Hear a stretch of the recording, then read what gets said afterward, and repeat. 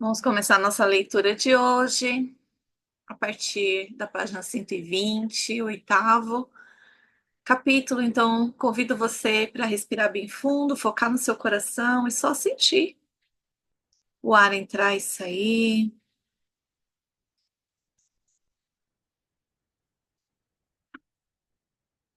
Percebe se existe algum ponto de tensão no seu corpo.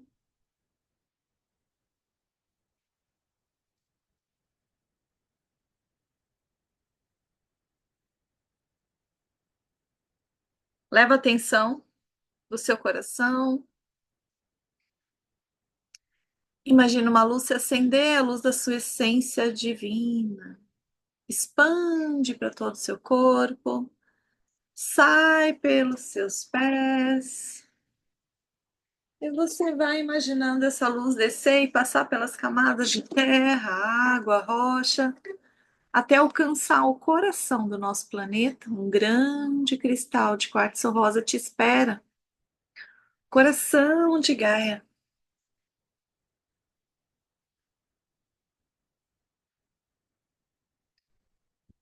Você respira fundo. Traga essa energia para debaixo dos seus pés, expande por todo o seu corpo. No topo da sua cabeça, sente se desenvolver uma bolha de luz. Projeta tua consciência para essa bolha e vamos subir muito alto, passando pelas camadas de luzes claras e escuras, coloridas, douradas, rosa. Nesse momento você se conecta com as leis, com a pura lei da compaixão. Convida as leis para estar com você hoje, nesse dia. Respira fundo, sente essa névoa rosa preencher toda a sua bolha.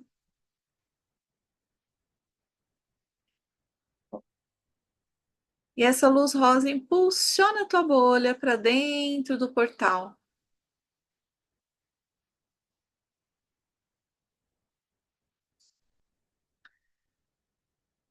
Desmancha essa bolha e se mistura com essa luz branca, branca, branca, iridescente.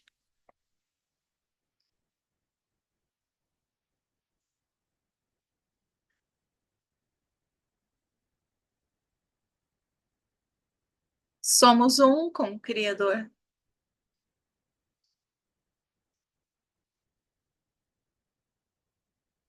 Percebe seu corpo. Percebe como que seus pensamentos desaceleram nesse lugar.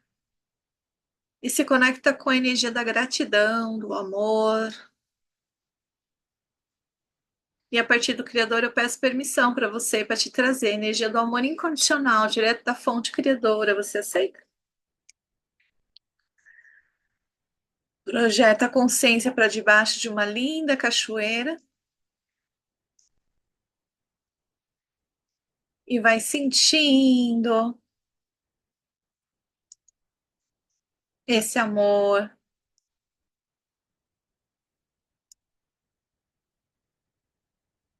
Toma conta de todo o seu ser.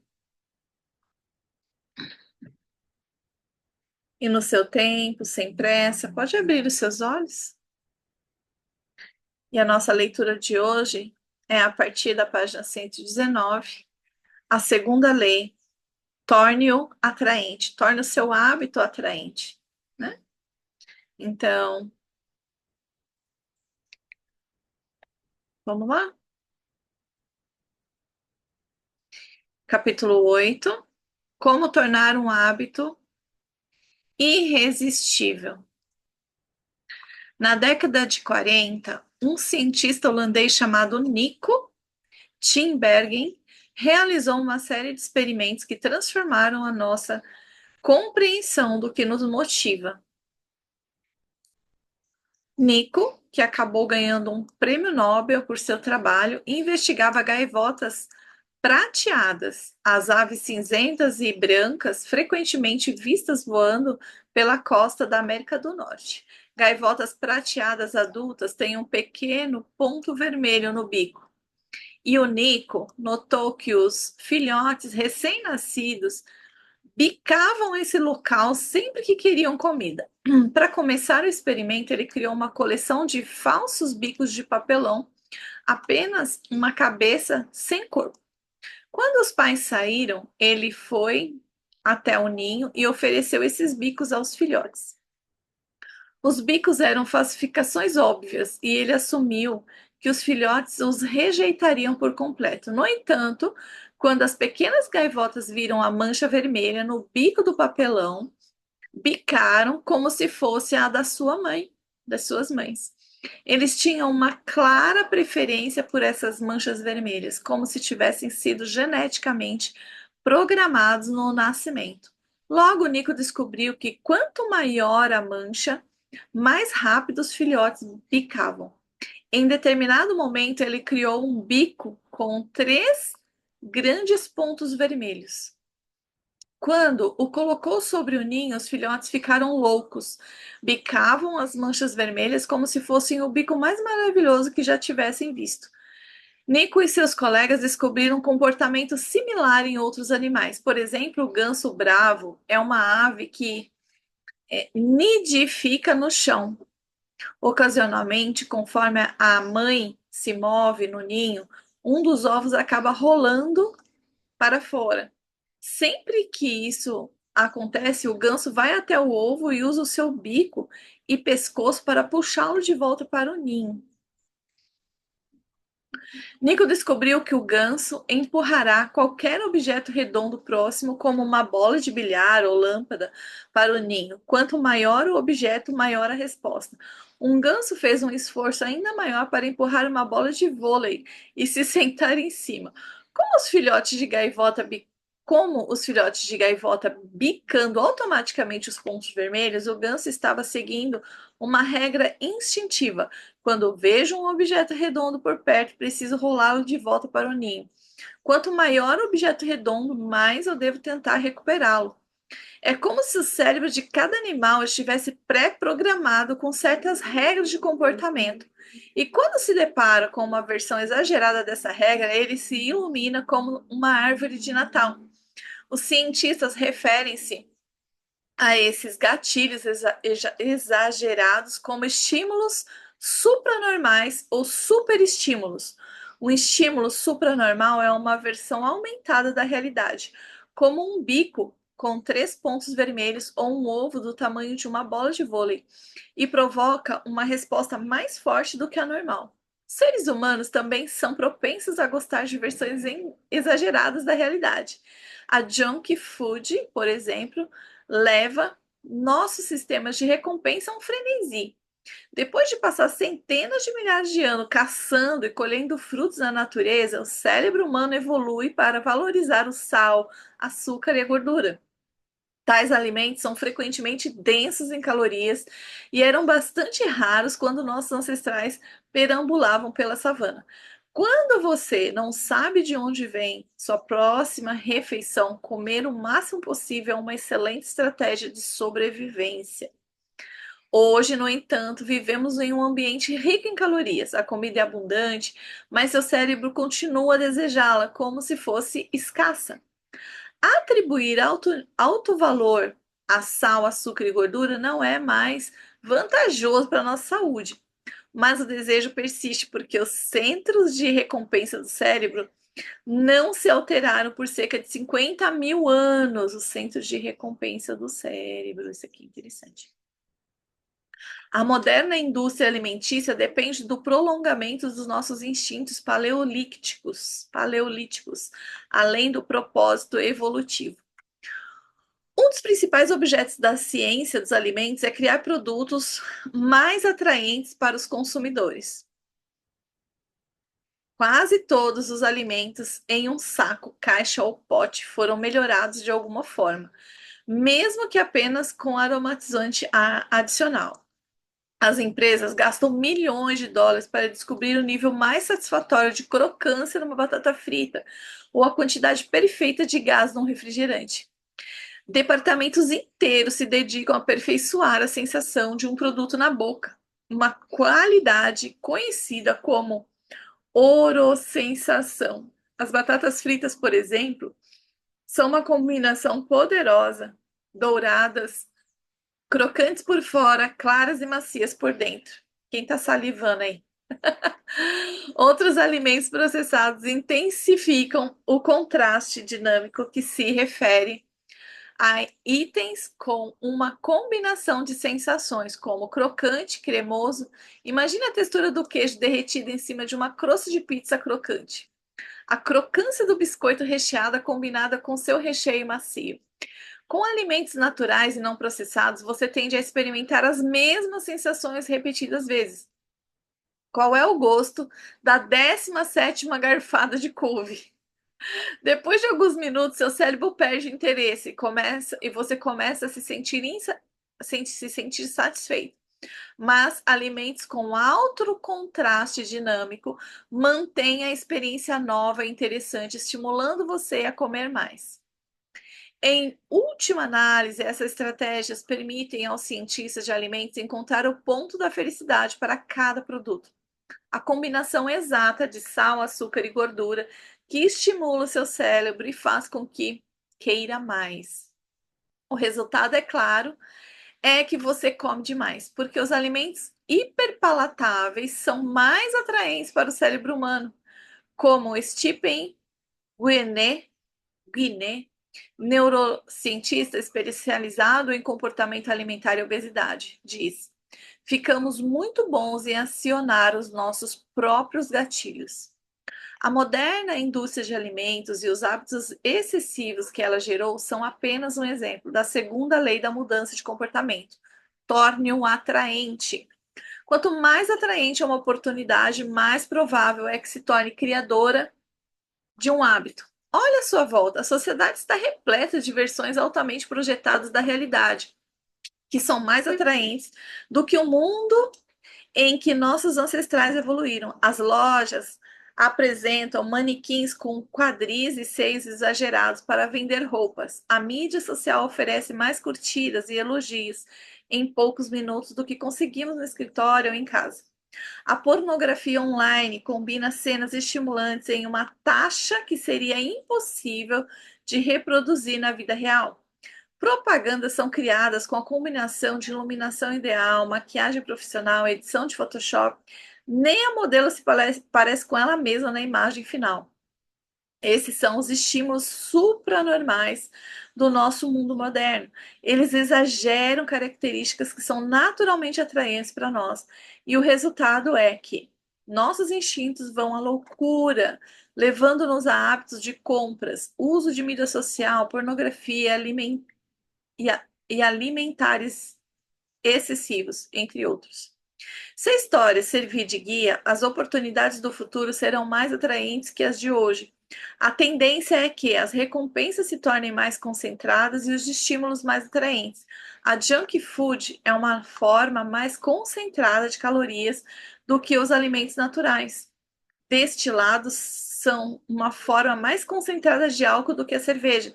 Os videogames são uma forma de jogo mais intensa do que as de tabuleiro.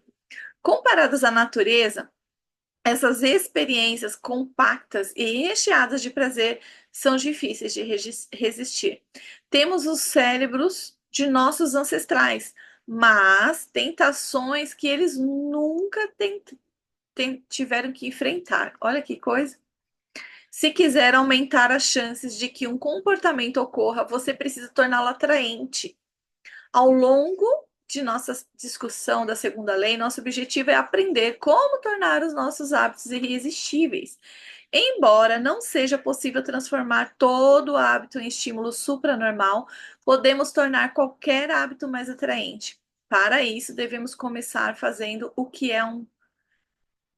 entendendo o que é um desejo e como ele funciona. Começamos examinando uma assinatura biológica que todos os hábitos compartilham, o pico da dopamina. O ciclo de feedback acionado por dopamina. Os cientistas conseguiram identificar o momento exato em que o desejo ocorre medindo um neurotransmissor chamado de dopamina. Ela ganhou importância em 1954, quando os neurocientistas James e Peter fizeram um experimento que revelou os processos neurológicos por trás da vontade do desejo. Ao implantar eletrodos no cérebro de ratos, os pesquisadores bloquearam a liberação de dopamina. Para surpresa dos cientistas, os ratos perderam toda a vontade de viver. Eles não comiam, não acasalavam, não desejavam nada. Dentro de alguns dias morreram de sede. Os estudos de acompanhamento, Em estudos de acompanhamento, outros cientistas também inibiram as partes dopaminérgicas do cérebro, mas dessa vez borrifaram pequenas gotas de açúcar nas bocas dos ratos com supressão de dopamina. Suas carinhas se iluminaram com prazer por causa da substância saborosa. Mesmo com a dopamina bloqueada, eles gostaram do açúcar como antes. Eles gostaram do açúcar como antes. Eles simplesmente não o desejavam mais. Ai, preciso ler de novo. Mesmo com a dopamina bloqueada, eles gostaram do açúcar como antes. Eles simplesmente não a desejavam mais. A capacidade de sentir prazer permaneceu, mas sem dopamina, o desejo morreu. E sem desejo, a ação foi interrompida. Quando outros pesquisadores reverteram esse processo e inundaram o sistema de recompensa do cérebro com dopamina, os animais praticavam os hábitos a uma velocidade vertiginosa. Em um estudo, os camundongos receberam uma poderosa dose de dopamina toda vez que enfiavam o nariz em uma caixa. Em outros minutos, os ratos desenvolveram um desejo tão forte que começaram a enfiar o nariz na caixa 800 vezes por hora. Os humanos não são tão diferentes. O jogador médio de máquinas de caça-níquel gira a roda 600 vezes por hora. Nossa. Os hábitos são um ciclo de feedback acionado por dopamina. Olha que interessante isso aqui. Todo comportamento altamente formador de hábito, consumir drogas, junk food, jogar videogame, navegar em mídias sociais, está associado a níveis mais altos de dopamina. Dopamina barata, como dizem aí. O mesmo pode ser dito de nossos comportamentos habituais mais básicos, como comer, beber, fazer sexo e interagir socialmente. Durante anos, os cientistas assumiram que a dopamina estava relacionada apenas ao prazer, mas agora sabemos que ela desempenha um papel central em muitos processos neurológicos, incluindo motivação, aprendizado e memória. A punição e aversão e movimentos voluntários. Quando se trata de hábitos, a principal conclusão é a seguinte: a dopamina é liberada não apenas quando você experiencia o prazer, mas também quando você o prevê. Olha que legal. Viciados em jogo têm um pico de dopamina antes de fazer uma aposta, não depois de ganharem. Viciados em cocaína têm um pico de dopamina ao ver a droga, não depois que a usam. Sempre que você prevê que uma oportunidade será gratificante, seus níveis de dopamina aumentam em antecipação. E sempre que a dopamina aumenta, o mesmo acontece com a sua motivação para agir. É a antecipação de uma recompensa, não a sua efetivação, que nos leva a agir. Deixa eu dar uma pausa aqui que eu quero fazer um comentário com os meus alunos. Vocês lembram daquele exercício da Havaiana que eu comentei lá no Peso e Ritmo? Que ela tinha que visualizar caminhando, correndo, escutar uma música e programar o cérebro para toda vez que você está correndo, você está eliminando o peso. Lembra lá no Peso e Ritmo? Que tinha que programar uma música, ficar caminhando com a música durante alguns dias e depois você ficava só escutando a música e o corpo já ia liberar o peso.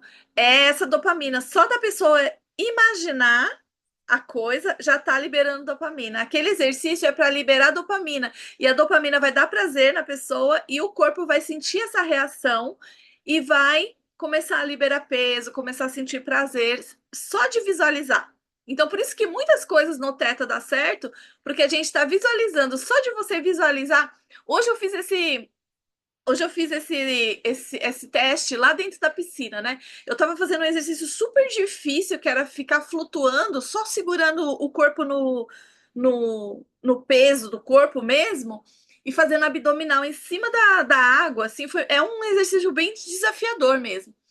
E aí, nesse momento, eu fechei o olho e eu começava a fazer o exercício, me visualizando a roupa que eu quero vestir na virada do ano, né? Que eu já tenho uma roupa preparada para me vestir na virada do ano. Então, eu comecei a me visualizar naquilo e eu comecei a sentir prazer de estar usando aquela roupa. O exercício ficou super fácil de fazer. E aí, até que eu saí do meu lugar e bati na menina que estava do meu lado, assim, né? Porque eu me desconcentrei de tanto visualizar o meu negócio, que eu fui indo pro lado da menina e bati nela. Mas, como que. Agora que me caiu essa ficha, que como os exercícios do Teta libera dopamina na gente, a gente pode usar isso a nosso favor, né? O tempo todo, né? Faz sentido aí pra vocês? Você visualizar nas manifestações, visualizar as coisas que você deseja. E em Teta, tudo isso potencializa muito, muito mais rápido e muito mais. Fica tudo muito mais fácil, né? Vamos ver o que ele vai fazer, falar aqui para deixar os exercícios atraentes, mas eu acho que, tipo assim, a experiência que eu tive hoje, eu nem tinha lido essa parte ainda, mas eu já deixei o meu exercício mais atraente só de me visualizar naquela roupa que eu quero colocar. Olha só, que legal.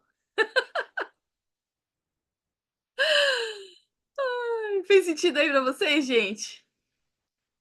Muito legal, né? Bastante. Deixa eu voltar.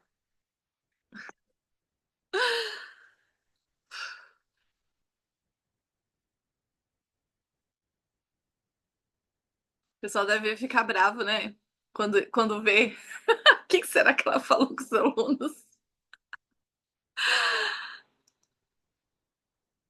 Ai, meu Deus.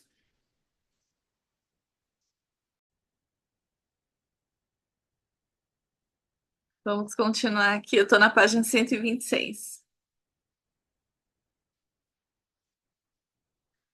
Então, aqui, ó, viciados em jogo tem um pico de dopamina antes de fazer uma aposta, não depois de ganharem. Viciados em cocaína têm um pico de dopamina ao ver a droga e não depois que usam.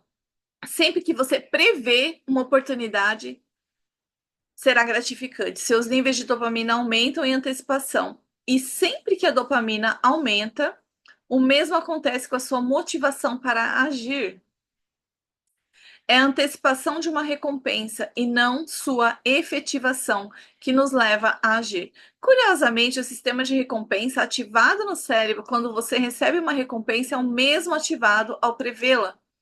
Essa é uma das razões pelas quais a antecipação de uma experiência pode parecer melhor do que a sua efetivação. Quando criança, pensar na manhã de Natal pode ser melhor do que abrir os presentes.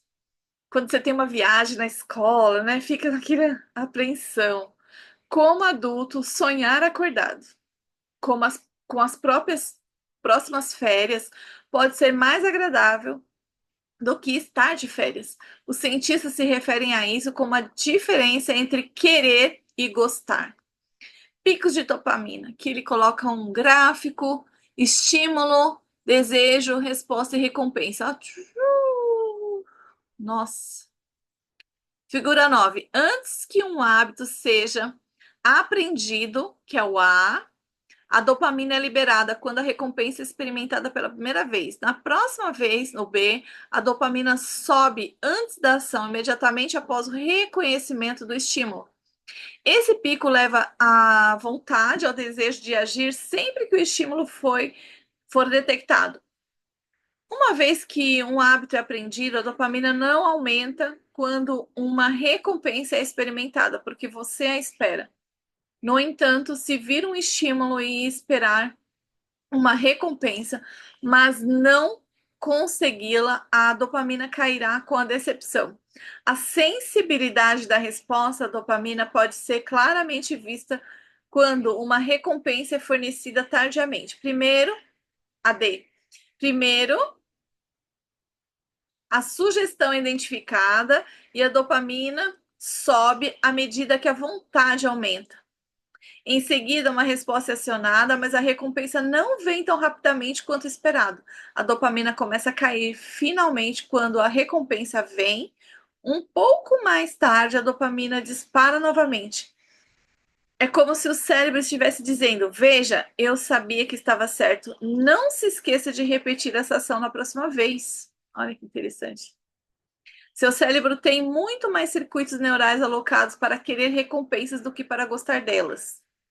Os centros de desejo do cérebro são grandes: o tronco encefálico, o núcleo accumbens, a área tegmentar ventral, o corpo estriado dorsal, a amígdala e porções do córtex pré-frontal. Em comparação, os centros de prazer do cérebro são muito menores. São muitas vezes referidos como hotspots hedônicos e são atribuídos como pequenas ilhas em todo o cérebro. Por exemplo, os pesquisadores descobriram que 100% do núcleo accumbens é ativado durante o desejo. Enquanto isso, apenas 10% da estrutura é ativado durante o prazer. O fato do cérebro alocar tanto espaço precioso para regiões responsáveis pela vontade e desejo fornecem mais evidências do papel crucial que esses processos desempenham. O desejo é um mecanismo que impulsiona o comportamento. Toda ação é tomada por causa da antecipação que a precede. É o desejo que leva à resposta. Essas ideias revelam a importância da segunda lei da mudança de comportamento. Precisamos tornar nossos hábitos atraentes, porque, antes de tudo, é a expectativa de uma experiência recompensadora que nos motiva a agir. Nossa, que interessante, né? É aí que entra uma estratégia conhecida como empacotamento de tentações. Como usar o empacotamento de tentações para tornar seus hábitos mais atraentes? Ronan Barney, estudante de engenharia elétrica em Dublin, na Irlanda, gostava de assistir Netflix, mas também sabia que deveria se exercitar com mais frequência, colocando suas habilidades. Colocando suas habilidades de engenharia em prática, Barney desmontou sua bicicleta ergométrica e a conectou a seu notebook e à televisão. Então, escreveu um, escreveu um programa de computador que permitia a execução da Netflix apenas se ele estivesse pedalando a uma certa velocidade. Se ele diminuísse a velocidade por muito tempo, qualquer que fosse o programa a que estivesse assistindo seria pausado até que ele recomeçasse a pedalar. Ele estava, nas palavras de um fã, eliminando a obesidade a cada maratona de Netflix. Ele também estava empregando o empacotamento de tentações para tornar seu hábito mais atraente. O empacotamento de tentações funciona vinculando uma ação que você deseja fazer com uma que você precisa. Vinculando uma ação que você tem que fazer com uma ação, fazer com que uma ação que precisa. Uma ação que você tem que fazer, que você deseja fazer com uma que você precisa fazer. No caso de Barney, ele empacotou assistir Netflix, a ação que queria, com pedalar sua bicicleta ergométrica, a ação que ele precisava. As empresas são mestres em empacotamento de tentações. Por exemplo, quando a American Company, mais conhecida como ABC, lançou a sua programação para as noites de quinta para a temporada 2014-2015. Promoveu o empacotamento de tentações em uma escala maciça. Toda quinta, a companhia exibia 3 programas criados pela roteirista Shonda: Grey's Anatomy, e mais 2. Ela chamou o grupo de. Peraí. De GT ou ABC. Significa graças a Deus é quinta. Além de promover os programas, a ABC incentivava os espectadores a fazer pipoca, beber vinho tinto e aproveitar a noite. Andrew, chefe de programação da ABC, descreveu a ideia por trás da campanha. Vemos a quinta-noite como uma oportunidade de audiência com casais ou mulheres que querem relaxar, se divertir, beber seu vinho e comer pipoca. O brilhantismo dessa estratégia é que a ABC estava associando a coisa que precisava que os espectadores fizessem, assistir a seus programas, com atividades que seus espectadores já queriam fazer, relaxar, beber vinho, comer pipoca. Com o tempo, as pessoas começaram a conectar assistir a ABC à sensação de relaxar e se divertir. Se você beber vinho e comer pipoca às 20 horas toda quinta-feira, então, em determinado momento, 20 horas na quinta-feira, passa a significar relaxamento e entretenimento. A recompensa é associada ao estímulo e ao hábito de ligar a TV, torna-se mais atraente. É mais provável que você ache um comportamento atraente se conseguir fazer uma de suas coisas favoritas ao mesmo tempo. Talvez queira ouvir sobre as últimas fofocas das celebridades, mas precisa entrar em forma usando o empacotamento das tentações. Você só precisará ler os tabloides e assistir a reality shows na academia. Talvez queira cuidar dos seus pés, mas precisa limpar a sua caixa de entrada. Solução: vá a pedicure, se enquanto isso analisar os seus e-mails. O empacotamento de tentações é uma maneira de aplicar uma teoria da psicologia conhecida como princípio de Premack, nomeado após o trabalho do professor David Premack. O princípio afirma que comportamentos mais prováveis reforçarão os menos prováveis. Em outras palavras, mesmo que não queira analisar seus e-mails de trabalho, você se tornará condicionado a fazê-lo, se isso significar fazer ao mesmo tempo algo que realmente quero. Você pode até mesmo combinar o empacotamento de tentações com a estratégia do empilhamento de hábitos, tratada no capítulo 5, para criar um conjunto de regras que guiem seu comportamento. A fórmula de empilhamento de hábitos mais empacotamento de tentações é: depois de o hábito atual, eu irei hábito que eu preciso. Depois de hábito que eu preciso, eu vou hábito que eu quero. Se você ler as notícias, se você quer ler as notícias, mas precisa expressar mais gratidão, depois que eu tomar meu café da manhã, vou dizer uma coisa que eu sou grato que aconteceu ontem. Depois de dizer uma coisa que a que sou grato, lerei as notícias. Se quer assistir esportes, mas precisa de fazer ligações de vendas. Depois que eu voltar do meu horário de almoço, vou ligar para 3 clientes em potencial. Depois de ligar para 3 clientes em potencial, vou assistir a ESPN, que é o que eu quero. Se quiser verificar o Facebook, mas precisa se exercitar mais. Depois que eu sair do telefone, vou fazer 10 polichinelos. Depois que eu fizer 10 polichinelos, eu vou checar o Facebook. A esperança é que, em determinado momento, você esteja ansioso para ligar para 3 clientes ou fazer 10 polichinelos, porque isso significa que poderá ler as últimas notícias sobre esportes ou checar o Facebook.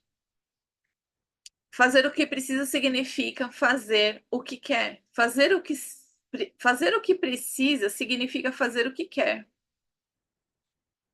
Começamos esse capítulo tratando dos estímulos supranormais, que são versões elevadas de realidade que aumentam o nosso desejo de agir. O empacotamento de tentações é uma maneira de criar uma versão aumentada de qualquer hábito, conectando-o com algo que você já quer transformar. Transformar um hábito em algo verdadeiramente irresistível é uma tarefa difícil, mas essa estratégia simples pode ser empregada para tornar quase qualquer hábito mais atraente do que seria de uma outra forma. A segunda lei da mudança de comportamento é torná-lo atraente. Resumo do capítulo. Quanto mais atraente é uma oportunidade, é mais provável que se torne criadora de hábito. Hábitos são um ciclo de feedback acionado por dopamina. Quando a dopamina aumenta, também aumenta a nossa motivação para agir. É a antecipação da recompensa, de uma recompensa, não a sua efetivação, que nos leva a agir.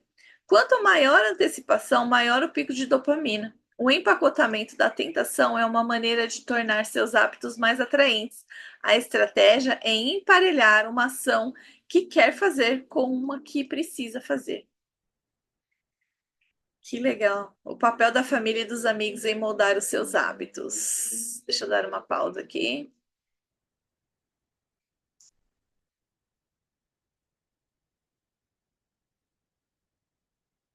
que vocês acharam, gente? Eu achei interessante porque foi praticamente o que eu falei para a Ruth antes da gente começar, né? Que era tracionar um hábito, uma coisa boa, às coisas que são obrigatórias da gente fazer, né? E o que eu tava lembrando que o Pablo deu de tarefa da gente essa semana fazer a modelagem do Muse, né? Não sei se vocês chegaram a ver o Instagram do Muse que eu coloquei lá no grupo do Paulo Muse. Ele, todas as vezes que ele faz live, ele faz a live na bicicleta. Ele não para de pedalar. Nossa, eu adoro aquele médico. Ele é muito incrível, assim, né? Ele é maravilhoso em todos os sentidos. E o Pablo também teve uma época que ele só fazia aula caminhando na esteira. E é muito legal isso, né? Da gente juntar duas coisas, né? Por exemplo, limpar a casa escutando um podcast, ou ir para academia escutando alguma aula, ou alguma coisa. Assim, aula já não gosto, mas um podcast, ou algo que você não tenha que ter tanta atenção, dá para a gente associar. Escutar enquanto a gente está, tipo, lavando louça, fazendo alguma coisa, né? Eu gosto de assistir alguma coisa também quando eu estou na cozinha, eu coloco ali na a tela para ir assistindo, para ir realmente fazendo dois em um. Fala. O papel da família e dos amigos em moldar seus hábitos. Em 1965, um húngaro chamado Laszlo Polgár escreveu uma série de cartas estranhas a uma mulher chamada Clara. Laszlo era um obstinado adepto de trabalho árduo. Na verdade, era só isso em que acreditava. Ele rejeitava completamente a ideia de talento inato. Alegava que, com a prática deliberada e o desenvolvimento de bons hábitos, uma criança poderia se tornar um gênio em qualquer campo. Seu mantra era: um gênio não nasce, é educado e treinado. Laszlo acreditava que tão fortemente nessa ideia que queria testá-lo com os próprios filhos. Um gênio não nasce, é educado e treinado.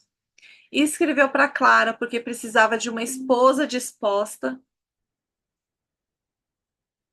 a embarcar em sua ideia. Clara era professora, embora não fosse tão inflexível quanto Laszlo, também acreditava que com instrução adequada qualquer um poderia desenvolver suas habilidades. Laszlo decidiu que o xadrez seria um campo adequado para o experimento e desenvolveu um plano para criar seus filhos para se tornarem prodígios do xadrez.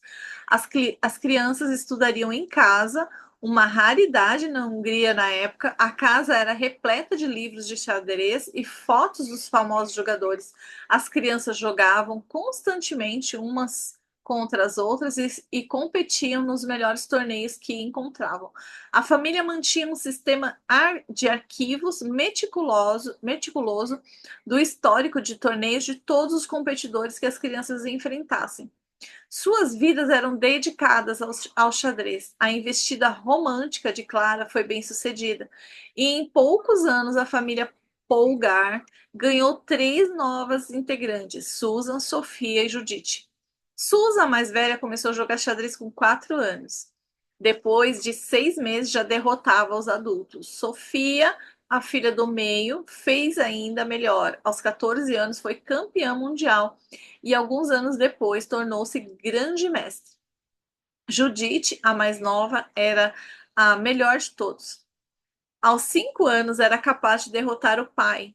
Aos 12 era a jogadora mais jovem listada entre os 100 melhores jogadores de xadrez do mundo. Aos 15 anos e 4 meses, ela se tornou a mais jovem grande mestre de todos os tempos. Mais jovem que Bob Fischer, o recordista anterior durante 27 anos, foi considerada a melhor mulher jogadora de xadrez do mundo. A infância das irmãs Polgar foi atípica, para dizer o mínimo, e, no entanto, na opinião das garotas, seu estilo de vida era atraente e até mesmo agradável. Em entrevistas, as irmãs falavam sobre a sua infância como divertida em vez de cansativa. Elas amavam jogar xadrez, nunca se cansavam.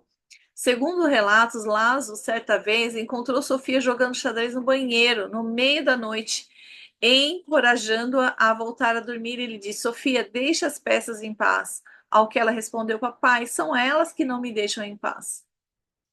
As irmãs Polgar cresceram em uma cultura que priorizava o xadrez acima de tudo. Elas estavam, elas eram elogiadas, recompensadas por isso. Em seu mundo, uma obsessão pelo xadrez era normal, e como estamos prestes a ver, quaisquer hábitos que sejam normais em sua cultura estarão entre os comportamentos que você achará mais atraente. A sedutora atração das normas sociais. Os humanos são animais sociais, queremos nos encaixar, relacionar e conquistar o respeito e a aprovação dos outros. Essas inclinações são essenciais para a sobrevivência durante a maior parte da história evolutiva. Nossos ancestrais viviam em tribos, viver separado da tribo, ou pior, ser expulso, era uma sentença de morte. O lobo solitário morre, mas a matilha sobrevive. Enquanto isso, os que colaboravam e se relacionavam com os outros tinham mais segurança, oportunidade de acasalamento e acesso a recursos.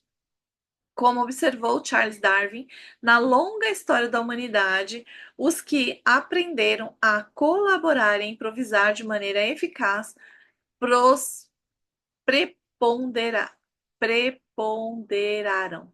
Como resultado, o desejo humano mais profundo é pertencer. Olha isso.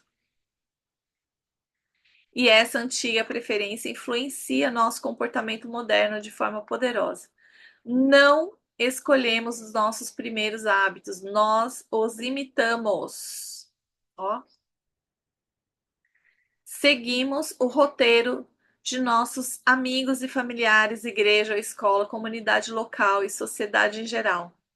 Cada uma dessas culturas e grupos tem o próprio conjunto de expectativas e padrões.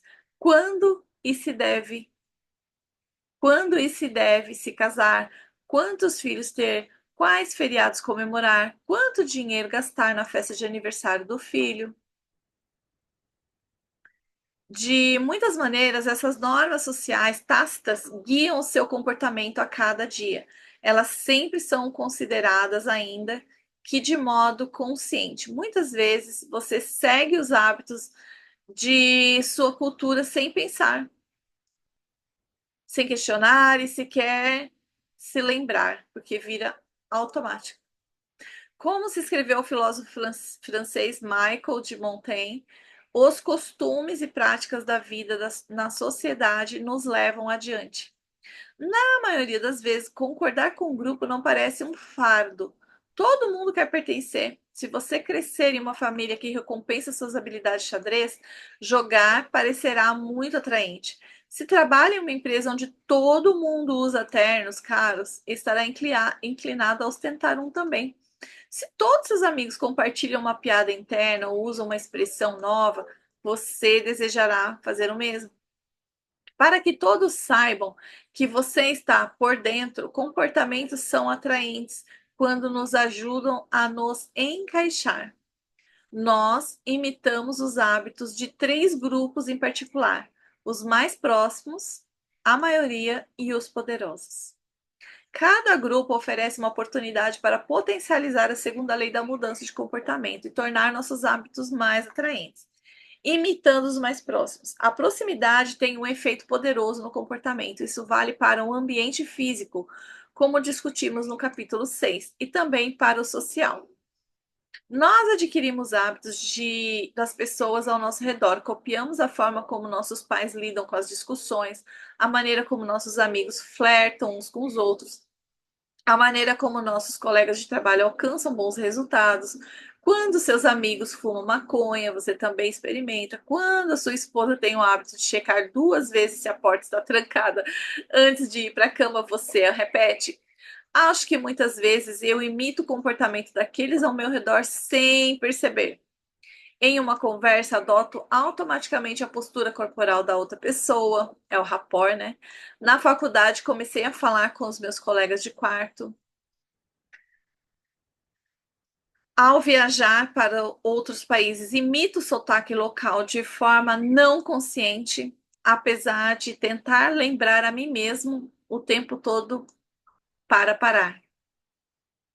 Como regra geral, quanto mais aproximamos de alguém, mais provável é que imitemos alguns dos seus hábitos.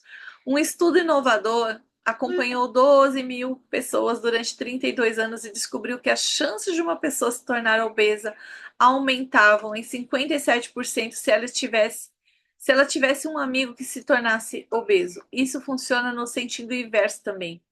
Outro estudo descobriu que se uma pessoa em um relacionamento perdesse peso, o parceiro também perderia em aproximadamente um terço das vezes. Nossos amigos e familiares exercem uma espécie de pressão invisível que nos puxa em sua direção. É claro que a pressão dos colegas só é ruim se você estiver cercado de más influências. Quando o astronauta Mike Massimiro era estudante de pós-graduação do MIT e frequentou um pequeno curso de robótica. Das 10 pessoas da turma, 4 se tornaram astronautas. Se o seu objetivo fosse chegar ao espaço, então aquela sala de aula era a melhor cultura a que você poderia pertencer. Da mesma forma, um estudo descobriu que quanto mais alto fosse o QI de seu melhor amigo aos 11 ou 12 anos, maior seria o seu aos 15, mesmo depois de controlar os níveis naturais de inteligência. Nós absorvemos as qualidades e práticas daqueles que nos rodeiam. Uma das coisas mais eficazes que você pode fazer para construir hábitos melhores é viver em uma cultura em que seu comportamento desejado é o padrão. Novos hábitos parecem viáveis quando vemos outras pessoas os colocando em prática todos os dias. Se está cercado de pessoas em forma, é mais provável que considere se exercitar um hábito normal. Se está cercado de amantes de jazz, é provável que ache razoável ouvir jazz todos os dias. Sua cultura define sua expectativa para o que é normal. Cerque-se de pessoas que têm hábitos que você quer ter. Vocês prosperarão juntos. Ao poder do ambiência. Para tornar seus hábitos ainda mais atraentes, experimente levar essa estratégia um passo além. Participe de uma cultura em que seu comportamento desejado é o padrão, já tenha algo em comum com o grupo. Steve Camby, um empresário de Nova York, dirige uma empresa chamada Nerd Fitness, que ajuda os nerds desajustados e mutantes a perder peso e a ficar fortes e saudáveis. Seus clientes incluem amantes de videogames, fanáticos por filmes e toda pessoa que queira entrar em forma. Muitas pessoas se sentem deslocadas na primeira vez que vão à academia ou tentam mudar sua dieta. Mas se você tem algo em comum com outros membros do grupo, digamos, seu amor mútuo por Guerra nas Estrelas, a mudança se torna mais atraente, porque parece algo que pessoas como você já fazem. Legal. Nada sustenta melhor a motivação do que pertencer a uma tribo. O pertencimento transforma uma busca individual em compartilhada. Antes você estava sozinho, sua identidade era singular. Você é leitor, você é músico, você é atleta, você é terapeuta. Quando participa de um clube de livro, de uma banda ou de um grupo de ciclista, sua identidade se torna vinculada àqueles ao seu redor. Crescimento e mudança não são mais uma busca individual. Nós somos leitores, nós somos músicos, nós somos ciclistas. A identidade compartilhada começa a reforçar a identidade pessoal. É por isso que permanecer como parte de um grupo depois de alcançar uma meta é crucial para manter os seus hábitos. Ah, muito legal isso. A força da egrégora. É a amizade e a comunidade que incorporam uma nova identidade e ajudam os comportamentos a perdurar. Imitando a maioria, na década de 50, o psicólogo Solomon Asch conduziu uma série de experimentos que agora são ensinados a legiões de graduandos a cada ano. Para começar cada experimento, o sujeito estava na sala com um grupo de estranhos. Sem o conhecimento deles, os outros participantes eram atores contratados pelo pesquisador e instruídos a fornecer respostas roteirizadas para certas perguntas. O grupo receberia um cartão com uma linha e, em seguida, um segundo cartão com uma série de linhas. Cada pessoa deveria selecionar a linha no segundo cartão, que era semelhante em comprimento ao primeiro. Era uma tarefa muito simples. Aqui está um exemplo de dois cartões usados no experimento. Uma linha e três linhas, ABC. Figura 10. Essa é uma representação dos cartões usados por Solomon Asch em seus famosos experimentos de conformidade social. O comprimento da linha do primeiro cartão é, obviamente, o mesmo que o da linha C, mas quando um grupo de atores alegou ser diferente, os sujeitos da pesquisa concordavam, em vez de acreditar nos próprios olhos. O experimento sempre começava da mesma forma. Primeiro, havia alguns testes fáceis em que todos concordavam com qual era a linha correta. Depois de algumas rodadas, os participantes recebiam um teste tão óbvio quanto os anteriores, mas os atores escolhiam intencionalmente uma resposta incorreta. Por exemplo, responderiam a comparação mostrada na figura 10.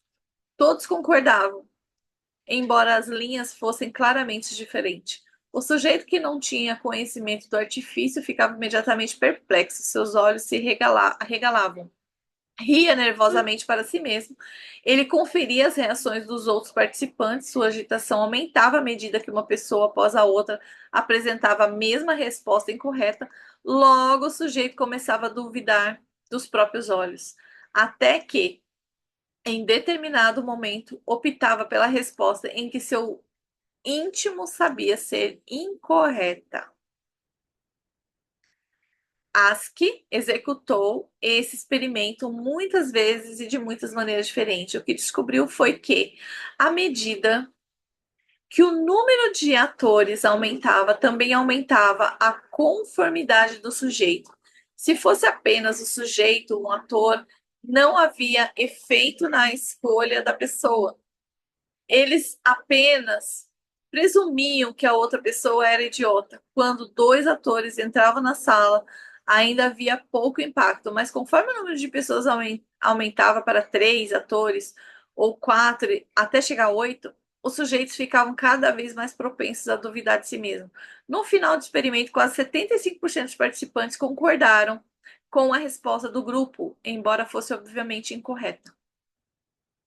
Sempre que não sabemos como agir, procuramos o grupo para guiar nosso comportamento. Constantemente examinamos o ambiente e imaginamos o que todo mundo faz. Verificamos resenhas da Amazon, no Yelp ou no TripAdvisor para imitar os melhores hábitos de compra, alimentação e viagem. Geralmente é uma estratégia inteligente. Os números oferecem evidências, mas pode haver um lado negativo. O comportamento normal da tribo frequentemente supera o que o indivíduo deseja. Por exemplo, um estudo descobriu que quando um chimpanzé aprende uma maneira eficaz de quebrar nozes como membro de um grupo e depois muda para um novo grupo que usa uma estratégia menos eficaz, ele evitará usar o método superior para se misturar ou se encaixar. Nossa!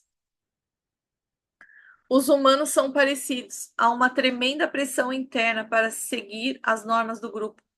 A recompensa de ser aceito é maior do que a de ganhar uma discussão, parecer inteligente. Nossa, me lembrei agora de um lugar que eu fui uma vez, eu estava super bem vestida e eu fiquei me sentindo super mal porque estava todo mundo muito simples. E olha só, para mim me sentir aceita naquele lugar onde estava todo mundo simples e eu estava super mega master blaster chique, eu tinha que diminuir a mim mesma para me encaixar na simplicidade das pessoas. Eu fiquei me sentindo super mal agora que eu tô me tocando nessa leitura. parecer inteligente ou descobrir a verdade.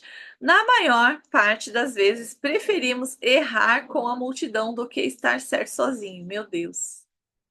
A mente humana sabe como se dar bem com os outros. Ela quer se dar bem com os outros.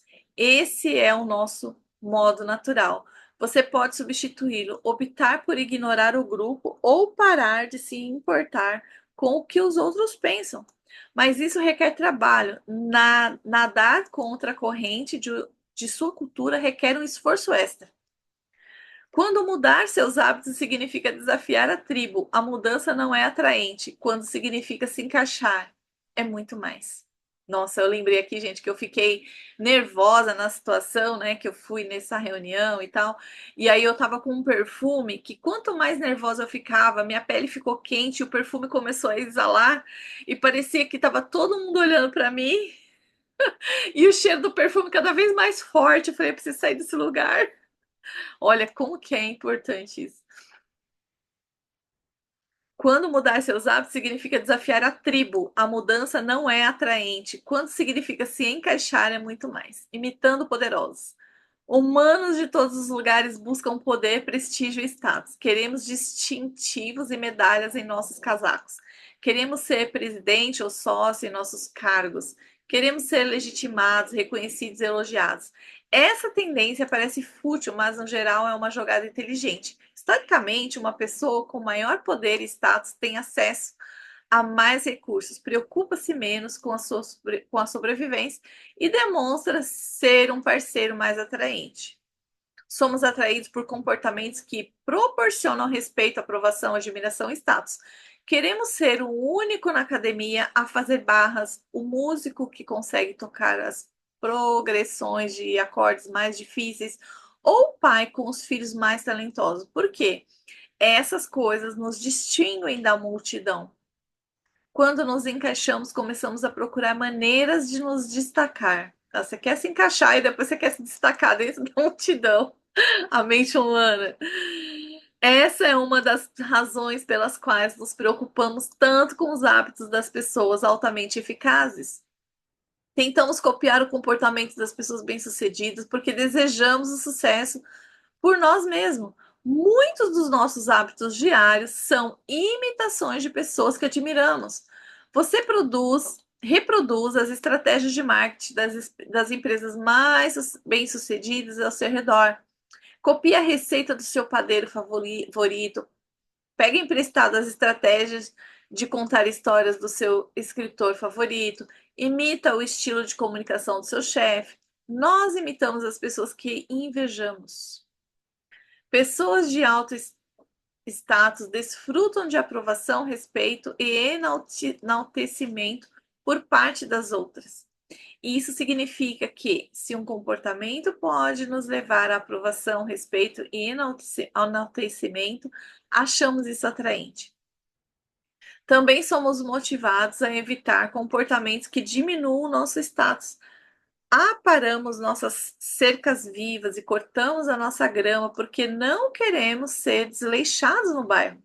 Quando a nossa mãe vem nos visitar, limpamos a casa porque não queremos ser julgados. Estamos sempre nos perguntando o que os outros pensarão de mim e adaptando nosso comportamento com base na resposta. As irmãs Polgar, os prodígios no xadrez mencionados no início desse capítulo, são evidências do impacto poderoso e duradouro que as influências sociais têm sobre o nosso comportamento. Impacto poderoso e duradouro. Elas praticavam xadrez por muitas horas todos os dias e continuaram esse esforço notável por décadas. Mas esses hábitos e comportamentos mantiveram a sua atratividade, em parte porque eram valorizados por sua cultura. Do elogio dos seus pais à conquista de diferentes marcadores de status, como se tornar grande mestre. Elas tinham muitas razões para continuar empregando seus esforços. Resumo: a cultura em que vivemos determina quais comportamentos são atraentes para nós. Nós tendemos a adotar hábitos que são elogiados e aprovados pela cultura porque temos um forte desejo de pertencer à tribo. Tendemos a imitar hábitos de três grupos sociais: os próximos, da família, dos amigos, a maioria, e os poderosos, aqueles com status e prodígio. A coisa mais eficaz que você pode fazer para construir hábitos melhores é juntar-se a uma cultura que seu comportamento desejado é o padrão. E dois, você já tem algo em comum com o grupo. O comportamento normal da tribo frequentemente supera o que o indivíduo deseja. Na maioria das vezes, preferimos estar errados com a multidão do que certos sozinhos. Se um comportamento pode nos levar à aprovação, respeito e ao enaltecimento, nós o achamos atraente. E como descobrir e corrigir as causas dos maus hábitos. Então, nós vamos parar aqui na página 145, depois nós vamos continuar a partir do capítulo 10, 145. Eu quero só fazer um comentário aqui que me veio muito interessante. Minha filha, ela faz faculdade de educação física, né? E a vida toda a gente falava para ela que tem que comer saudável, que tem que tomar água, que tem que, né? Que tem que isso, que tem que aquilo. E é a coisa mais difícil fazer essa menina parar de beber Coca-Cola e beber água, né? Minha filha começou a faculdade de educação física, já tem 2 anos. Ela começou em 2022. Ela começou a ver todo mundo carregar aquela marmita, aquela bolsinha com a marmita, a carregar um baldão de água. Não é nem uma garrafa dessa de água, eles carregam um negócio muito gordo, assim, de água gigante. Ela quis comprar o mesmo balde de água, um negócio gigante de água, grandão. Eu falei, pra quê? Você nem toma água, você vai carregar o negócio de água o dia inteiro, né? Ela quis comprar a bolsinha igual do pessoal da faculdade. Ela tá achando a coisa mais chique do mundo carregar a comida, que a gente tinha que brigar para ela comer coisa saudável. Ela acha agora chique comer fruta, coisa que fruta era uma das coisas que ela jamais colocava na boca. Então agora ela acorda cedo, ela arruma a comida dela, ela arruma a bolsinha dela de frutas, de sanduíche e tal, o baldão de água gelado, aquele copinho que mantém o café aquecido, que eu esqueci o nome agora, ela leva com café também. Então, assim, o vício do café ela pegou de mim, né? Ela vive falando que ela não consegue tomar café com açúcar por aí, né? Que lá na faculdade o pessoal leva café, às vezes dá para ela, ela não consegue tomar porque tá com açúcar. Ela fala assim: mãe, pelo amor de Deus, você me viciou no café amargo e forte, que é o que eu faço. Se o pessoal dá café fraco e doce, ela não consegue tomar. Então, assim, o hábito né, que veio de mim, mas precisou ela estar inserida na faculdade de educação física, que todo mundo foca no corpo, na alimentação, na saúde, para que ela criasse esses hábitos também. E não adiantou eu a vida toda pedir. E um outro exemplo que eu vou dar da minha filha, que eu estou gravando justamente porque é um exemplo do livro, né? Aquelas irmãs que começaram a jogar xadrez logo cedo. Eu sempre tive muito desafio com peso, com saúde, com tudo mais. O meu marido também. A família do meu marido é uma família de gente que tem muita propensão para diabetes, para pressão alta, para obesidade. A minha família também. Então, a minha principal preocupação com a minha filha é que a minha filha fosse uma pessoa mais saudável. Então, desde criança, a gente incentivava ela a comer certo e a fazer atividade física. Tanto que esse lugar que eu frequento, que é a ACM, ela é familiar. Então, a primeira a ser matriculada nesse lugar foi a minha filha, com 3 para 4 anos, ela começou a fazer natação. E aí tinha aquelas competições de criança que ganhava medalha, e, né? E aplausos, e ela competindo com as outras crianças, ela começou a fazer balé, judô, capoeira, tudo nesse ambiente com as outras crianças. Então ela saía da escola e ia para esse lugar e passava o dia lá fazendo várias atividades. E tanto que ela faz balé, ela faz dança, vários tipos de jazz e várias coisas. A gente começou a colocar ela. O meu marido corria nessa época, então ele corria e ela via correndo e tinha em corrida infantil. Começamos a colocar ela nas corridas infantis e ela correndo.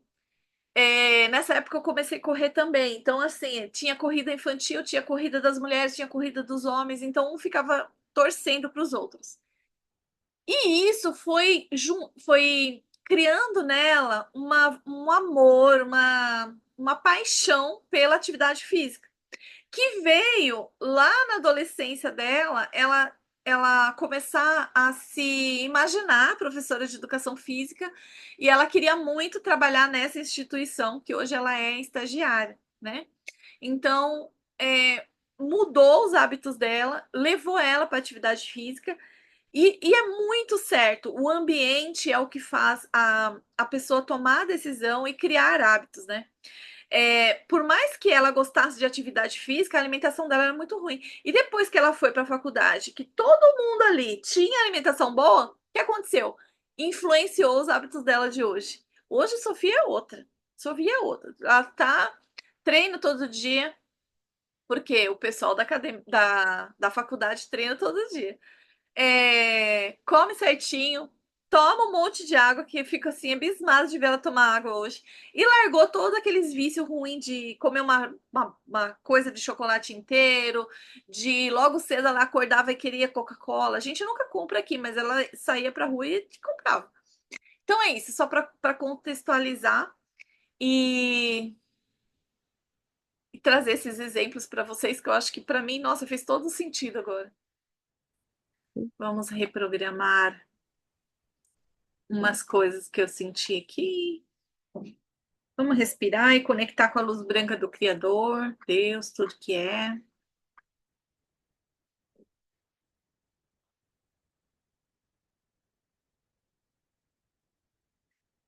A partir do Criador, você me permite te trazer o que é pertencimento, diretamente da fonte criadora, que você sabe pertencer, pertencer à sua cidade, ao seu país, à sua família, sem se desmerecer, sem se influenciar, sem ter que se diminuir para caber, sem ter que se diminuir para ser aceito. Você aceita essa reprogramação?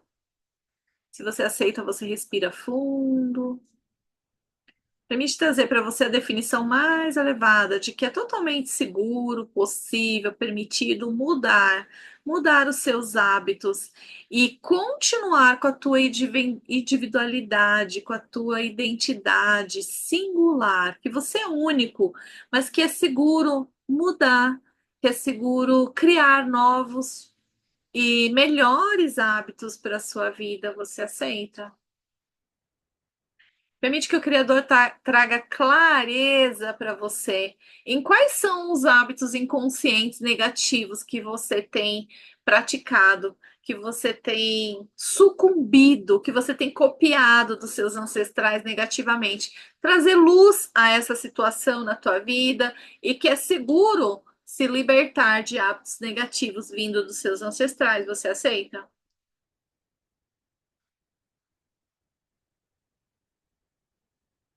Permite te trazer a definição mais elevada de que você sabe criar hábitos em círculos, em que você já sabe unir hábitos que você necessita com hábitos que você deseja fazer e que você sabe fazer isso de uma forma muito leve na sua vida, sem sacrifício, sem dor, sem sofrimento, sem se punir, que você sabe ter bons hábitos sem se punir. Você aceita?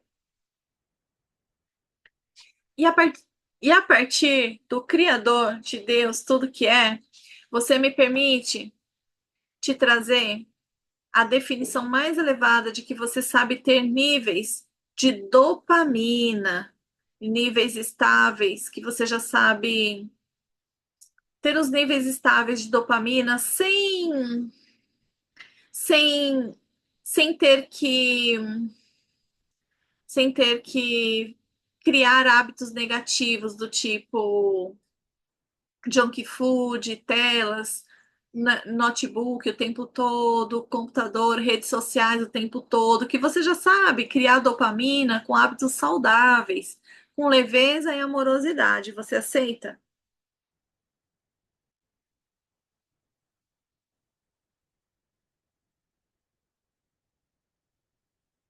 Respira bem fundo.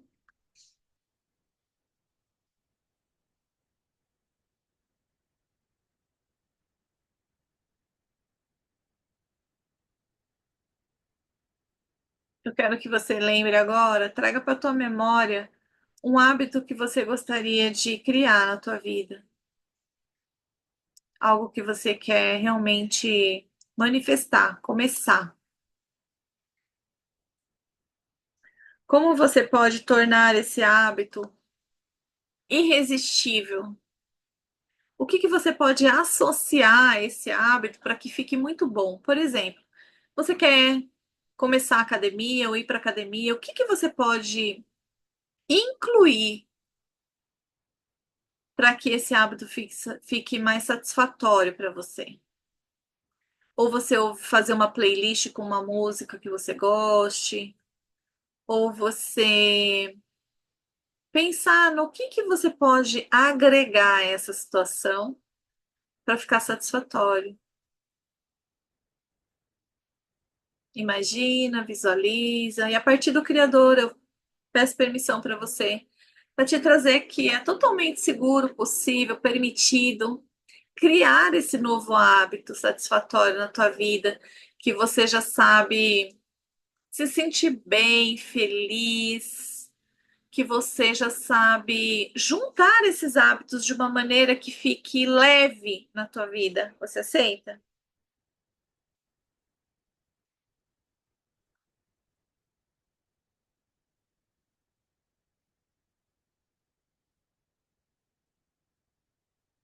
Permite receber amor incondicional direto da fonte criadora para integrar todos os insights que vieram na leitura desse livro hoje, que isso seja integrado no seu sistema de uma forma muito leve, amorosa, no dia a dia, que esses insights tragam uma expansão da consciência da tua vida de diversas maneiras e de maneiras agradáveis. Você aceita?